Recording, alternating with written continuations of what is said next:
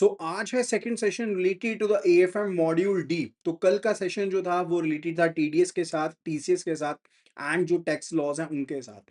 And आज की video हम कवर करने वाले हैं रिलेटेड टू द जीएसटी यानी कि गुड्स एंड सर्विसेज टैक्स के साथ related.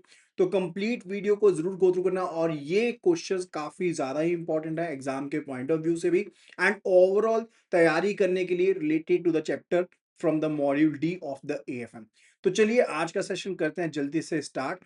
So the first question over here it says a manufacturing firm based in Punjab sells its finished products to a distributor in Himachal Pradesh. The goods are then sold by a distributor to a retail chain also located within Himachal Pradesh. Based on the fundamental principles of the GST outlined in the document, which governmental entities will ultimately receive the tax revenue from these transactions and why? Right? तो scenario कुछ इस तरह से है कि पंजाब में जो manufacturer है उसने सामान बेचा हिमाचल प्रदेश के किसी डिस्ट्रीब्यूटर को और डिस्ट्रीब्यूटर ने हिमाचल में किसी रिटेलर को यहाँ पर ये सामान आगे सेल कराया, राइट? तो based on the fundamental principle GST के द्वारा जो फंडामेंटल प्रिंसिपल्स हैं उनके हिसाब से कौन सी गवर्नमेंट एंटिटी को पैसे मिलेंगे? Punjab government will receive the SGST. They are saying Punjab government को एसजीएसटी मिलेगा portion because of the manufacturing process and the origin of the goods occurred there, while the central government will receive the CGST. So second it says the central government will collect and further retain the entire IGST from the first transaction, and the Himachal Pradesh government will collect the retain entire SGST from the second transaction. Third it says the central government will collect the IGST on the sale from Punjab to Himachal Pradesh and apportion the state's share to the Himachal Pradesh government, which will also receive the SGST from the intra-state sale, right? The tax revenue will be equally split between the central government and the Punjab government and the Himachal Pradesh government to ensure equitable distribution with the origin and the destination states. So which one is going to be the correct answer for this question? जल्दी से जल्दी कर दीजिए reply. सो एक simple सा rule आपको याद रखना है जब भी आपने इस तरह के क्वेश्चन का आंसर करना है कि जीएसटी का रूल कहता है कि डेस्टिनेशन बेस्ड टैक्स लागू होगा। So it's very much simple कि जो टैक्स लागू होगा that will be the destination based, यानी कि जहां का डेस्टिनेशन है, राइट, उसको टैक्स पे किए जाएंगे where the goods are being consumed, right? Destination based tax होगा, not where they are produced. ठीक है, तो फर्स्ट ट्रांजैक्शन के हिसाब से देखें जो पंजाब टू आपके हिमाचल प्रदेश की ट्रांजैक्शन हुई है, according to that transaction from Punjab to Himachal Pradesh it is inter state supply. तो आईजीएसटी लेवाई होगा इस ट्रांजैक्शन के ऊपर, आईजीएसटी लगेगा एंड पूरा का पूरा जो पर्टिकुलर पार्ट होगा वो किसके पास जाएगा? वो जाएगा सेंट्रल गवर्नमेंट के पास एंड सेंट्रल गवर्नमेंट फिर हिस्सा जो है वो देगी किसको? स्टेट गवर्नमेंट को, right? And further second transaction जो है वो हिमाचल प्रदेश में हुई तो दो कंपोनेंट बनेंगे, एक बनेगा एसजीएसटी जो हिमाचल प्रदेश गवर्नमेंट के पास रहेगा, दूसरा रहेगा सीजीएसटी जो सेंट्रल गवर्नमेंट के पास जाएगा, राइट? तो एसजीएसटी जाएगा हिमाचल गवर्नमेंट के पास और सीजीएसटी जाएगा सेंट्रल गवर्नमेंट के पास। Therefore Himachal Pradesh ultimately receive the state share of the tax revenue, right?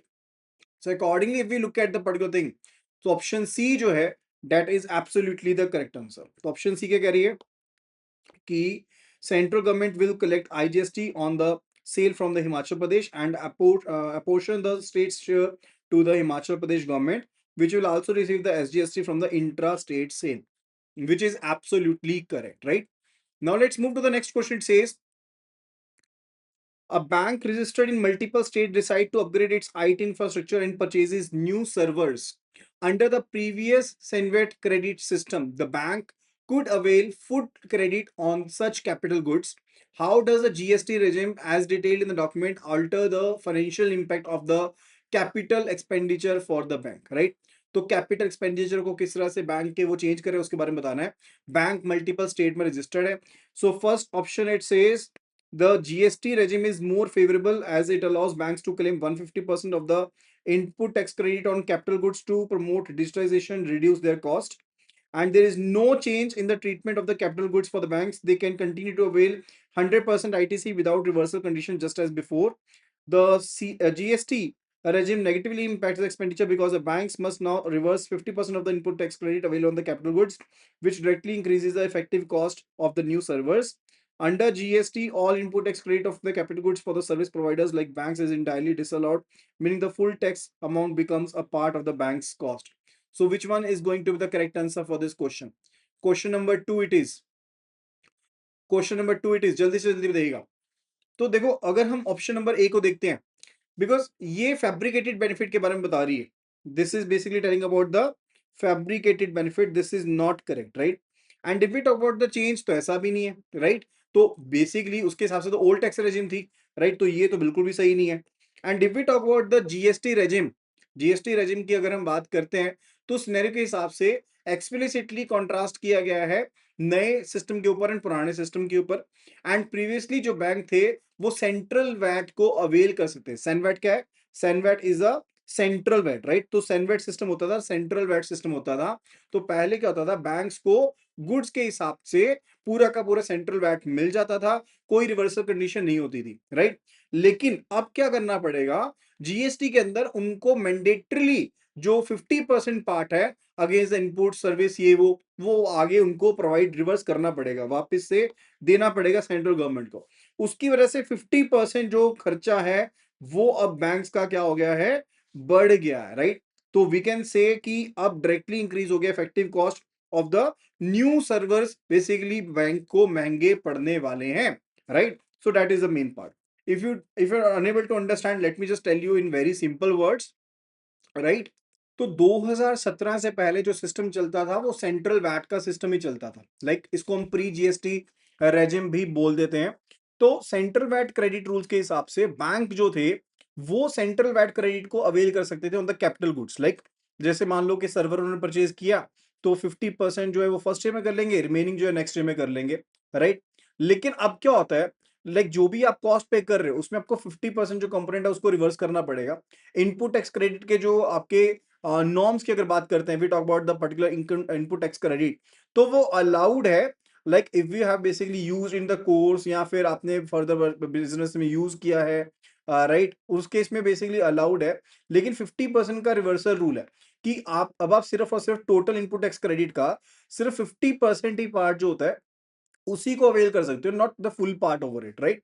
ये चीज यहां पर कही गई है, तो डेफिनेटली उसका इंपैक्ट पड़ने वाला है।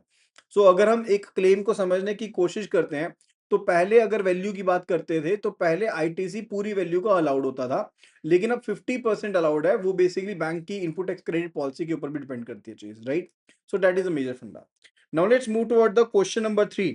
It says, considering the classification of taxes provided in the document, which statement presents the most accurate analysis of the socio-economic characteristics of direct and indirect taxes like the GST? तो सबसे ज्यादा accurate analysis कौन सी चीज से पता लगता है उसके बारे में हमने बताना है। First one is related to direct taxes are considered progressive. तो डायरेक्ट टैक्सेस को कहते हैं प्रोग्रेसिव माना गया है। क्यों माना गया? Because they enhance the inflation. And while indirect taxes जो है वो रिग्रेसिव है because they help in reducing the economic inequalities. If we talk about the direct taxes such as the income tax considered as progressive as they are fixed based on the slabs। ठीक है, वो tax slabs के ऊपर based होते हैं, that impose a higher rate on the higher incomes, whereas indirect taxes GST are regressive because they are collected universally and take a large population, take a larger proportion of the lower income person's earnings, right? And the probability of tax evasion is higher in case of the indirect taxes because burden can be shifted, while direct taxes have a lower probability of evasion as they are paid through intermediaries. And the fourth one, it says indirect taxes are considered growth oriented because they reduce the savings and discourage investments, while the direct taxes discourage consumption and enhance the savings, right? So हमने बताना है कि कौन से यहाँ पर option है जो सबसे ज्यादा एक्यूरेट एनालिसिस बताती है सोशियो इकोनॉमिक करेक्टरिस्टिक का related to the direct and the indirect taxes, right. तो जल्दी से जल्दी आंसर पोस्ट कीजिएगा, which one is going to the correct answer. So अगर हम ऑप्शन ए की बात करते हैं, ये इसमें करेक्टरिस्टिक रिवर्स्ड है। इसमें क्या है, करेक्टरिस्टिक्स जो है वो रिवर्स्ड है। लाइक जो डायरेक्ट टैक्सेस होते हैं वो हेल्प करते हैं रिड्यूस करने के लिए इन्फ्लेशन के, एंड बेसिकली रिड्यूस करते हैं, वाइल जो इनडायरेक्ट टैक्सेस होते हैं वो इनहांस करते हैं इन्फ्लेशन को। So it's not the direct taxes actually, it's the indirect taxes. So अगर मैं स्टेटमेंट को करेक्ट करूं, तो इनडायरेक्ट टैक्सेस जो होते हैं उनको हम प्रोग्रेसिव कहते हैं बिकॉज वो इन्फ्लेशन को क्या करते हैं, इनहांस करते हैं। And further they enhance the inequalities too, they enhance the inequalities too, right, वो चीज होती है। सो यहां पर ये चीज सही नहीं बताई गई है।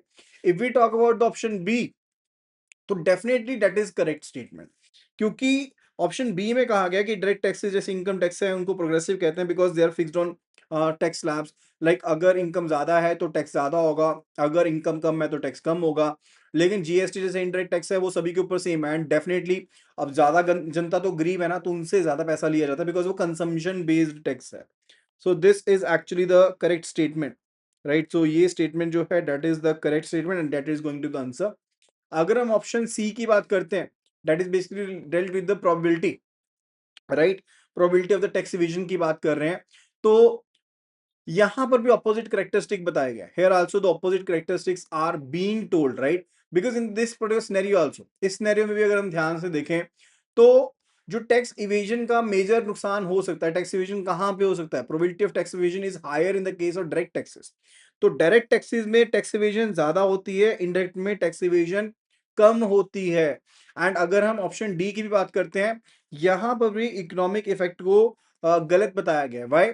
because it says कि indirect taxes are considered to be growth oriented because they reduce the savings।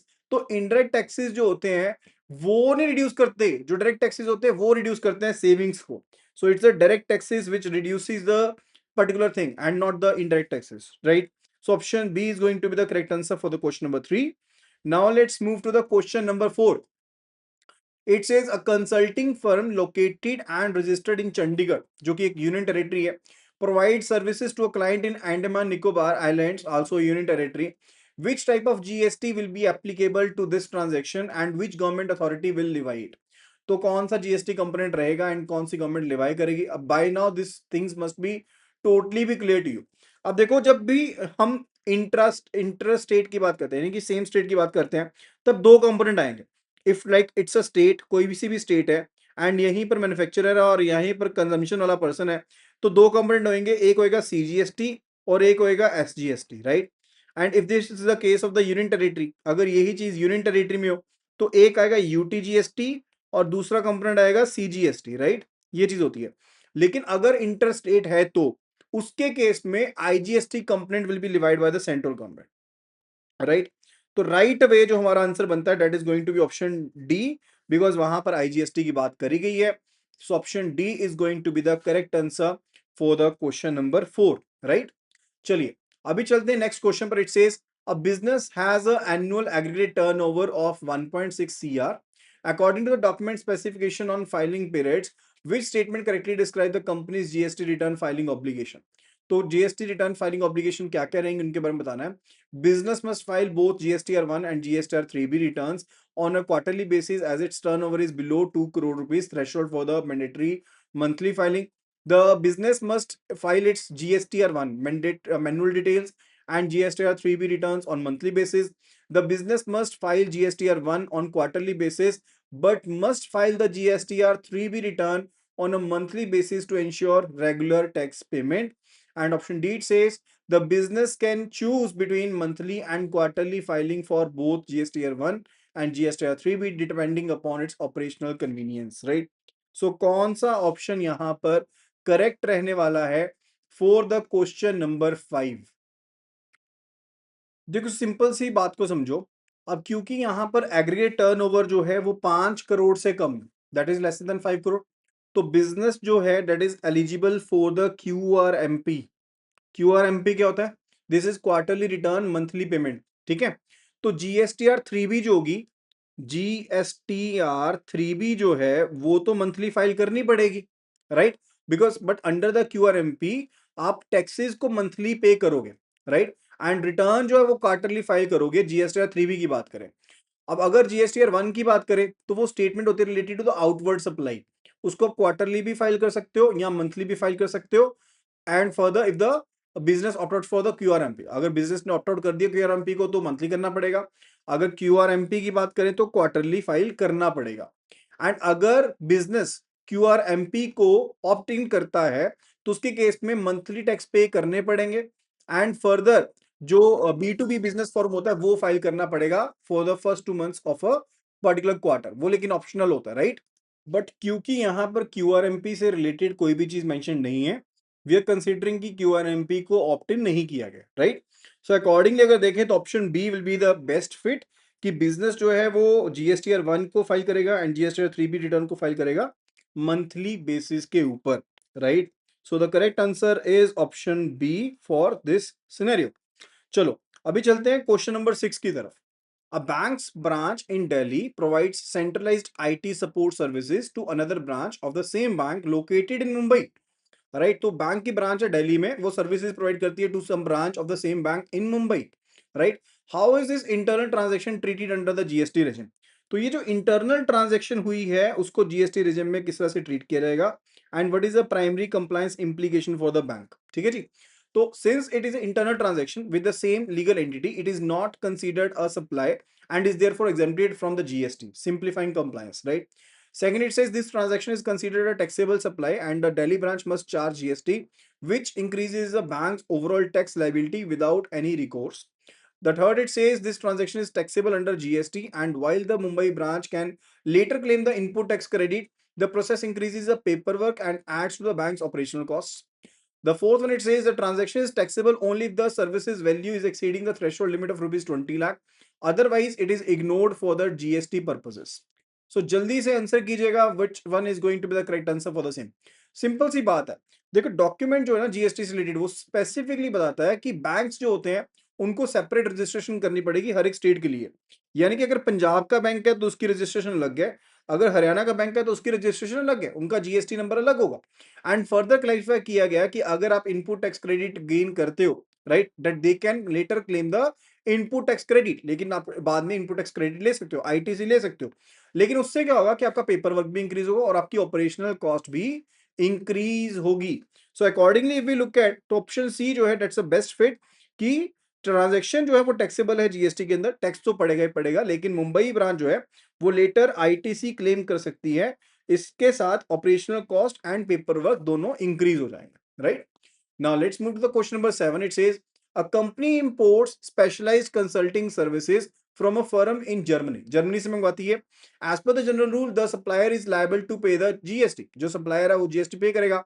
However, how would this specific transaction be handled under the GST framework described in the document, right? So German firm as the supplier of the service is required to register for the GST in India and pay the applicable tax directly to the Indian government. The liability to pay GST is cast upon the recipient of the service, the Indian company, under the reverse charge mechanism. This transaction is exempt from the GST as the service provider is located outside India's taxable territory. Fourth, it says the Indian company must deduct GST tax at the source, that is TDS, from its payment to the German firm and deposit it with the government. So what should be done in this scenario? जल्दी से सोचिएगा कि बाहर की company तो क्या करेंगे, तो क्या किया जाएगा, right? Kindly do answer at the earliest. तो एक सिंपल सा रूल आपको बता देता हूं कि ऐसा नहीं है कि बाहर है कंट्री से तो टैक्स नहीं पड़ेगा, उसे इंटर स्टेट सप्लाई माना जाएगा, बिकॉज जो रिसिपेंट है वो इंडिया में है एंड जो सप्लायर है वो आउटसाइड कंट्री है। So IGST act would be applicable, right? IGST act would be applicable and जो जीएसटी मैकेनिज्म लगेगा दैट विल बी आरसीएम। कौन सा मैकेनिज्म लगेगा? आरसीएम मैकेनिज्म जो होगा वो इंपोज होगा, that is a reverse charge mechanism will be imposed, right? And further ITC भी अवेलेबल रहेगा, यानी कि इनपुट टैक्स क्रेडिट भी अवेलेबल रहेगा अगर सर्विस जो है वो यूज की गई है इन द कोर्स और furtherance of the business and not blocked under this particular CGST, तो आईटीसी भी ले सकते हो। अब इसमें कुछ एक चीजें समझने वाली हैं, राइट? सो बेसिकली होता क्या है कि जो सेलर है यानी कि सप्लायर जो है वो जीएसटी को कलेक्ट करता है बायर से एंड उसे गवर्नमेंट को पे करता है, राइट? ये चीज होती है। लेकिन आरसीएम के अंदर क्या होता है कि जो बायर होता है यानी कि रिसिपेंट होता है गुड्स का, सर्विसेज का, उससे जीएसटी डायरेक्टली पे करना पड़ता है गवर्नमेंट को instead of the seller. Let's say जो ए है firm that is registered in India and XYZ firm जो है वो जर्मनी की फर्म है। अब सर्विसेज ली गई हैं XYZ फर्म से, ली हैं ए कंपनी ने ली हैं या ए पर्सन ने ली हैं। अब उसके केस में जो बायर ऑफ द सर्विसेज है वो बेसिकली कलेक्ट करेगा, ठीक है? वो बेसिकली कलेक्ट करेगा, जो बायर होगा will pay the ₹1000 to the vendor, right? जैसे इसने पेमेंट करनी है, इसने पेमेंट करनी है, लेट्स से 1000 रुपए की पेमेंट करनी है, राइट? तो ये पेमेंट करेगा एंड फर्दर उसके बाद जो XYZ है यहाँ पर, XYZ है यहाँ पर, उसको ये पैसे मिल जाएंगे, राइट? एंड फर्दर जो ए है यहाँ पर इंडिया में that will pay the GST, जो भी परसेंटेज थी उसके हिसाब से गवर्नमेंट को जीएसटी पे कर देगा। अगर ये जो सर्विस ली गई थी ये बिजनेस यूज पर्पस के लिए, तो ये जो है आईटीसी भी बाद में क्लेम कर सकता है, ये सिनेरियो रहेगा इन the case of the reverse charge mechanism. Clear है? उसके केस में जो बायर ऑफ द सर्विस है वही बेसिकली जीएसटी को सबमिट भी करवाएगा, जमा भी करवाएगा। सो option be here is the right answer, that is a liability to pay GST is cast upon the recipient of the service under the reverse charge mechanism. Next question says the document highlights that the introduction of GST was expected to make the trade and industry more competitive and reduce the inflation. Which core feature of the GST system is the primary reason for the anticipated economic benefit? The availability of the taxpayer services like the registration and the returns online, which makes the compliance easy and transparent for the businesses. The uniform tax rates and structures across the country, which ensure a common national market. The elimination of the cascading of the taxes or tax on tax, which lowers the cost of production for goods and services. The broadening of the tax base, which brings more businesses into the formal economy and improves the overall tax compliance, right? तो कौन सा यहाँ पर option है जिसके साथ primary reason बनेगा related to the anticipated economic benefit? So which one would be the case in this scenario? जल्दी से जल्दी बताइएगा। देखो, जब भी हम बात करते हैं ना इकोनॉमिक ग्रोथ के बारे में, इकोनॉमिक बेनिफिट के बारे में, बेनिफिट किससे हुआ? जब आपको टैक्स के ऊपर टैक्स नहीं पड़ेगा। So option C is the correct answer. Elimination of the cascading of the taxes, tax on tax नहीं पड़ेगा, जिससे ओवरऑल जो कॉस्ट है प्रोडक्शन की वो लोअर हो जाएगी गुड्स एंड सर्विसेज के साथ related, and that is the economic benefit that will be available to the economy, right? So option C is the correct answer.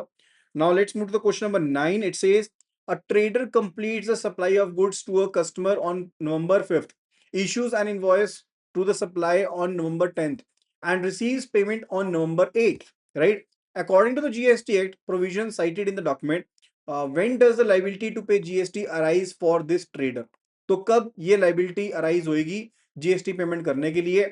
On November 10th, because the issuance of the invoice is final legal step that formalizes the transaction for the tax purposes. And the other option says on November 8th, because the recipient of payment, receipt of the payment is the first point at which the trader has realized the value from the transaction, or it is the November 5th, as this is the date of supply was completed, and the trader can choose the latest of these three dates to defer the tax payments as long as it is within the same filing period. So which one would be the right answer for the question number 9? देखो, तो सबसे पहला point जो बनता है ना कि liability to pay GST arises at the time of supply, right? Time of supply के हिसाब से चलेगी। The time is defined as the earliest of three events. यहाँ तो आपने पेमेंट रिसीव कर लियो। तीन इवेंट्स कौन से हैं? So either that you have receive the payment, payment receive कर लियो, ये पहला है। दूसरा जो है that's related to the issuance of the invoice. Second जो है वो इशुएंस ऑफ इनवॉइस के साथ रिलेटेड है। थर्ड जो है that is completion of supply, that is completion of supply. अब तीनों में जो भी स्टेप सबसे पहले होगा, तीनों चीजों में जो भी स्टेप सबसे पहले होगा उसको हम क्या काउंट करते हैं? Will be counting it for S कि भाई इसके हिसाब से आपको पेमेंट करनी है, उसके हिसाब से पेमेंट की एप्लीकेबिलिटी आपकी बन जाएगी, राइट? सो यहाँ पर सबसे पहली चीज क्या हो रही है? सबसे पहली चीज हुई 5 नवंबर को कि सप्लाई ऑफ गुड्स हो गया है, तो उसके अकॉर्डिंग जो होगा आपको बेसिकली पेमेंट कर देनी है। तो ये तीनों के में से सबसे ज्यादा इजी स्टेप हुआ है, थ्री डिटर्मिनिंग इवेंट्स में से सबसे जल्दी यही इवेंट हुआ है। सो अकॉर्डिंगली लाइबिलिटी उस दिन से पढ़नी स्टार्ट हो जाएगी, so as to pay the GST, right? Further इसके बाद बात आती है related to the question number 10। It says a bank is evaluating two types of financial services it offers: a standard saving account and account linked service, and the sale of a third party insurance policy to walk-in customer who does not have an account with the bank, right? A non-account linked service. How does the place of supply differs for these two services according to the GST provisions in the document, right? For both services, the place of supply is location of the bank branch providing the service. For the saving account, the place of supply is the location of the recipient on the bank's record. For the insurance sale, it is a location of the service provider, right?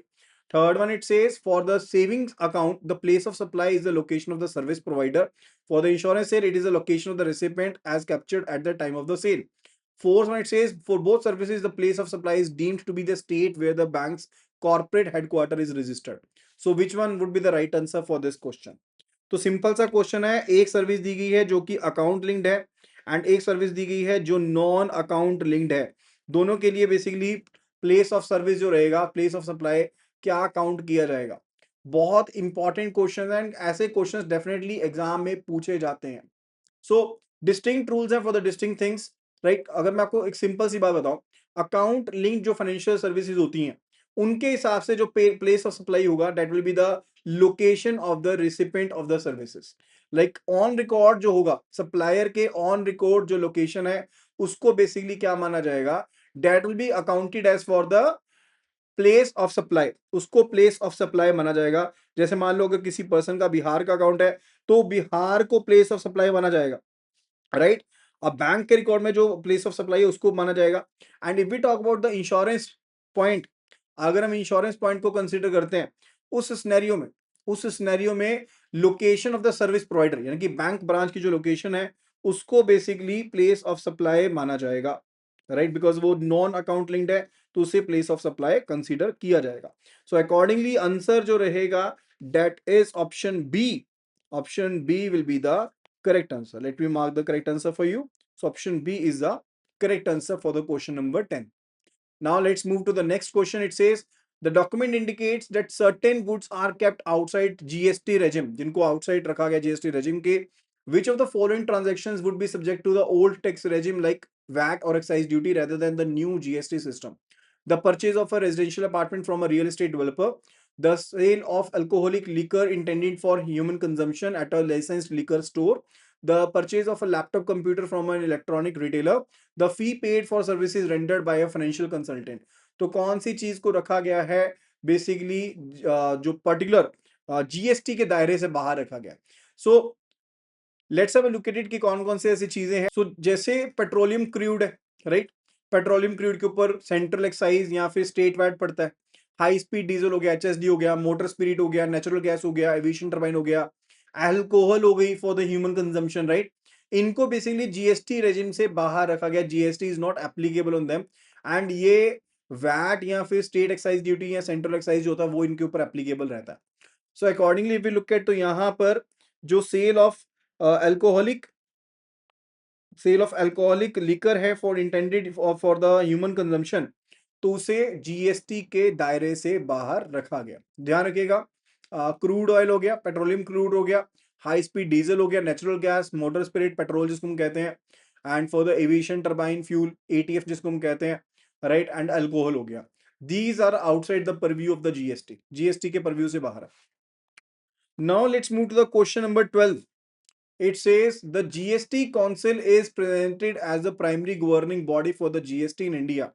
Based on the document's description of its composition and function, which of the following scenarios falls directly within the Council's mandated responsibilities? Appointing and training tax officers for the day-to-day administration and audit of taxpayers across the country, developing and maintaining of the IT infrastructure for the GST network, that is GSTN, to ensure portal functions smoothly, hearing and passing a final judgment on tax disputes between a large corporation and a state tax authority, deliberating and deciding whether to lower the GST rate on electric vehicles from 12 to 5% to promote their adoption। तो GST council जो है वो present करती है primary governing body. तो कौन सी चीज जो है, कौन सा स्नेर डायरेक्टली काउंसिल के मैंडेटेड रिस्पॉन्सिबिलिटी के अंदर आता है उसके बारे में हमने बताना है, राइट। तो kindly do let me know at the earliest. So GST जो काउंसिल है, this is a constitutional body. ये कॉन्स्टिट्यूशनल बॉडी जिसको article 279A of the Indian constitution के अंदर इस्टेब्लिश किया गया, एंड ये एपेक्स बॉडी है जो कि रिकमेंडेशंस देती है, लाइक रिलेटेड जो भी इश्यूज होते हैं ना for the goods and services tax, उसके साथ रिलेटेड जो भी जजमेंट्स होंगे, जो कि भी रिकमेंडेशन, नॉट जजमेंट, रिकमेंडेशन जो होंगी वो जीएसटी काउंसिल के द्वारा दी जाती है, right.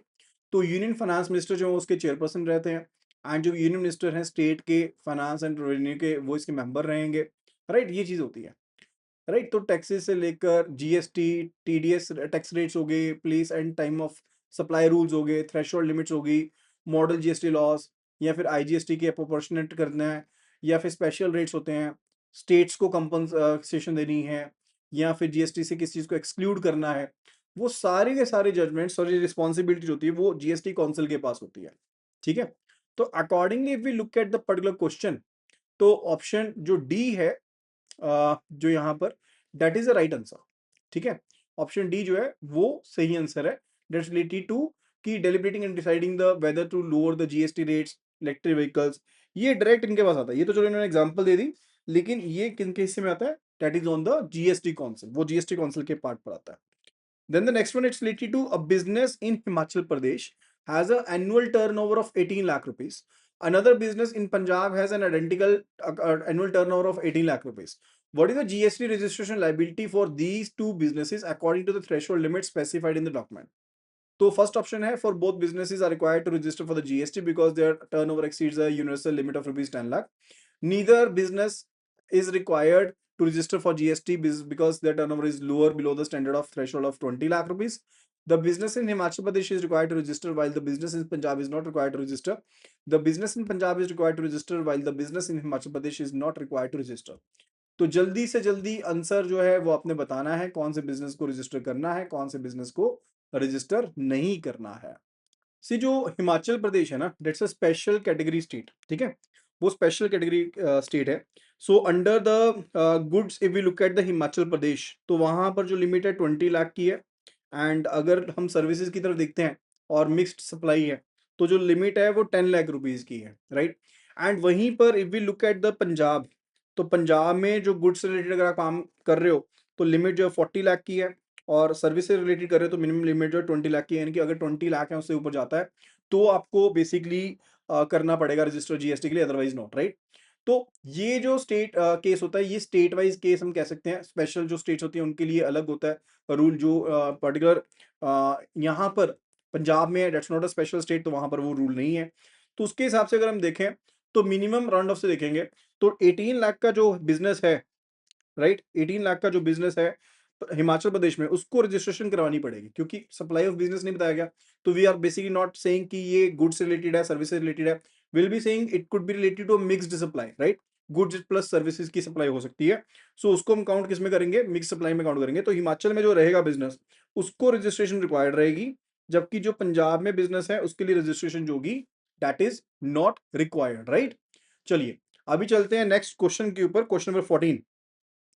So it says a bank in its adjudication process for GST matter faces a situation where the tax authority in Maharashtra has a different interpretation of a rule compared to the tax authority in Karnataka, even though the underlying issue is same for the bank's branches in both the states. According to the document, what is the direct consequence of this situation? The matter is automatically escalated to the Union Finance Minister, who acts as a final arbiter in interstate tax disputes involving the banks. The contradiction in opinion by different state level adjudicating authorities can prolong the adjudication process for the bank. The bank can choose the opinion that is more favorable to it and apply it uniformly across its all branches. The GST Act mandates that in case of conflicting opinions, the interpretation given by the authority in the state where the bank is headquartered prevails, right?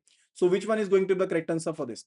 So simple सी बात है, question में ये कहा गया कि adjudication process जो है वो चल रहा है, एंड वो एक ऐसी सिचुएशन आ गई है कि टैक्स अथॉरिटी जो महाराष्ट्र में है वो एक रूल को अलग से इंटरप्रेट कर रही है, जबकि जो कर्नाटका में अथॉरिटी है वो अलग से इंटरप्रेट कर रही है। तो उसके केस में क्या चीज रहेगी एंड कैसे इसके साथ डील किया रहेगा, we need to tell accordingly, right. So simple सा फंडा बनता है, जब भी कोई ऐसी सिचुएशन आएगी ना, तो कॉन्ट्राडिक्शन जो रहेगी, कॉन्ट्राडिक्शन रहेगी इन opinion by different state level adjudicating authorities, उसके कारण से जो एडजुडिकेशन का प्रोसेस हो सकता है वो आगे पीछे बढ़ सकता है। डॉक्यूमेंट डायरेक्टली कहता है रिलेटेड टू जीएसटी कि ये जो इशू है assessment and adjudication has become bothersome, right. ये स्पेसिफिकली ये चीज कही गई है, राइट। तो उससे क्या होगा, अल्टीमेटली लिटिगेशन जो है वो बढ़ जाएगी एंड नॉन यूनिफॉर्मिटी जो है वो इंप्लीमेंट होगी। सो लिटिगेशन इंक्रीज होगी, इनकंसिस्टेंसी बढ़ जाएगी due to non uniform interpretation by the tax authorities under the different states, right. तो दैट इज द केस, वो चीज होनी होनी है। So we can simply be saying कि this contradiction in opinion by the different state level adjudicating authorities can prolong the adjudication process for the bank, right? And the last question for today video, it says a registered person fails to file the GST or 3B return for a particular month on time, resulting in a delay in the payment of their tax liability of rupees 1 lakh. According to the document, what are the financial repercussions for the delay? The person will only have to pay a fixed one-time late fee without an additional interest on the tax amount. The person will be liable to pay interest at a rate of 18% per annum calculated on the tax liability for the period delay, in addition to any applicable late fees. The interest on the delayed payment is penal interest rate of 18% per month calculated for the due date for the return. And the person is only liable to pay interest on the tax due, but no late fee are charged if the tax with interest is paid before the next returns due date. Right? So what is the rule for the same? अगर एक person ने पैसे देने थे लेकिन late हो गया तो क्या चीज रहेगी, जल्दी से जल्दी बताना। देखो, अगर कोई भी डिले होता है तो पर्सन के ऊपर लाइबिलिटी रहेगी कि उसने 18% पर एनम के हिसाब से जो भी टैक्स लाइबिलिटी थी वो कैलकुलेट होगी, उसके हिसाब से इंटरेस्ट कैलकुलेट होगा। अगर कोई एडिशनल फी थी, जो लेट फी थी प्रिस्क्राइब्ड है, वो भी पे करनी पड़ेगी। Let's say late fee prescribed है 750 रुपए, तो वो भी पे करनी पड़ेगी। और 1 लाख की लाइबिलिटी थी, राइट, 1 लाख की लाइबिलिटी थी, 18% के हिसाब से साल का बनता है 18,000 रुपए, महीने का बना 1,500 रुपए, तो ये 1,500 भी अलग से पे करना पड़ेगा, यानी कि 2250 पे करने पड़ेंगे एज पर द रूल। ये रूल है, right. So option B will be the correct answer. So I hope कि आपको ये वीडियो पसंद आई होगी। हमने बहुत से रूल्स को समझा यहाँ पर जो इंपॉर्टेंट भी हैं एंड साथ के साथ काफी ज्यादा मजेदार भी है समझने के लिए। तो अगर आपको ये वीडियो पसंद आई तो जल्दी से वीडियो को लाइक कीजिएगा और वीडियो को शेयर जरूर कीजिएगा अपने फ्रेंड्स एंड कलीग्स के साथ जो तैयारी कर रहे हैं for the upcoming exam of the JAIIB। Complete JAIIB early bird pack series is available, जिसमें आपको चारों पेपर्स के complete full course videos, video questions जो कि चैप्टर वाइज रहेंगे, और साथ में आपको मिल जाएंगे chapter wise previous questions, mock test, mega test and PDF notes जो डाउनलोडेबल रहेंगे, प्रिंटेबल रहेंगे। सो जल्दी से जल्दी डाउनलोड कर लीजिए हमारी application which is available at iibf.info/app, या फिर आप सिंपली लिख सकते हैं JIB अर्ली बर्ड और उसे व्हाट्सएप कर दीजिए इस नंबर के ऊपर, दैट इज 8360944207 के ऊपर, and we will be coming back to you with a new session soon, right. So thank you so much and see you again in the next video. Daily हमारी video रहती है from Saturday to Wednesday and ये 9:30 PM पर daily आपको video मिलेगी। ठीक है, मिलते हैं अगली वीडियो में। Happy learning.